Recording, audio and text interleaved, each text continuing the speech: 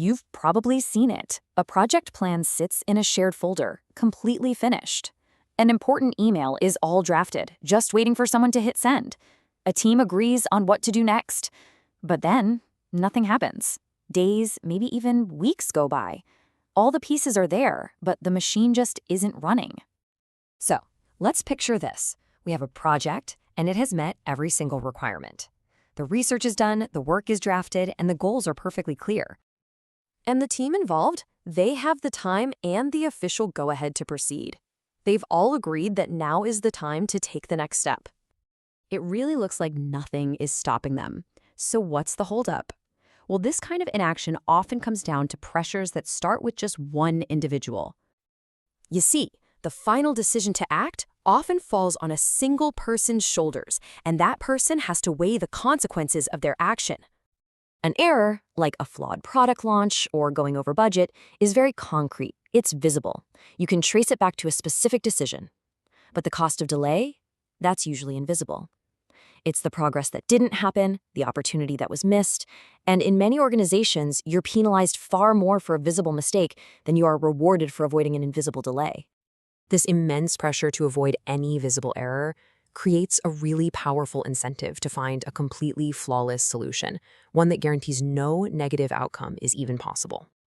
And this can kick off a cycle that just feeds on itself. A decision point is reached, but to be absolutely sure it's perfect, the search for more data begins. This, of course, leads to more analysis, which in turn postpones the decision. The whole process can just repeat, grinding everything to a halt while someone searches for a level of certainty that might not even exist.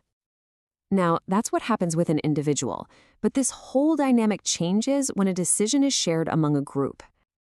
When one person is totally responsible for a task, the need to act is crystal clear. The responsibility rests entirely on them. But when you take that exact same task and assign it to a group of, let's say, 5 people, the feeling of individual responsibility shrinks for each person. That obligation to act is now spread out across the whole group. And with that weaker sense of personal obligation, each person in the group might just wait, assuming somebody else will take the first step. This leads to a kind of collective paralysis, where everyone is waiting for everyone else. And all this inaction, all this waiting, it sends its own kind of signal. Within a group, how those signals are interpreted becomes absolutely critical. For instance, an individual in the group might have some private doubts. They might be thinking to themselves that they see a potential problem with the plan. So they look around at their colleagues, searching for clues. And what do they see? Just silence. Nobody else is raising an objection or voicing any concern. So from that silence, they draw a conclusion that their concern must be unique. They start to believe they're the only one who has an issue with the plan. Now, imagine this happening to almost everyone in the group at the same time. When lots of people have their own private doubts but stay publicly silent, they each read the group's quietness as a sign of agreement. So the group moves forward with what looks like total consensus, even if very few people actually support the decision in private. So beyond the individual and the small group, there's an even bigger system-level force that tends to favor just doing nothing.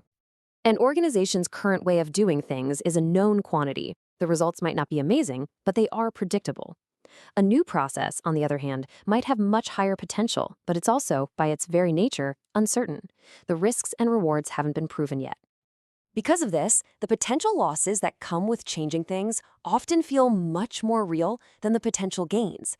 This creates a powerful inertia, a resistance to new ideas simply because they're different from the default. So when you look at all these pressures together, you start to see the hidden logic behind a system that appears to be stuck in place. It's really tempting to look at all this waiting around as a sign of failure, or maybe just a lack of efficiency. But it can also be seen as a system that's working exactly the way it was designed to. The individuals need to be perfect, the group's diffused responsibility, and the organization's bias for what's familiar. They all work together to minimize one single thing: visible, traceable failure. And that right there reveals the fundamental trade-off. The system becomes excellent at achieving predictability and avoiding error, but it does so at the expense of making progress and taking action when it's needed. In the end, a system that waits is not necessarily broken. It is a system that has been perfectly optimized to avoid visible failure. even at the cost of progress.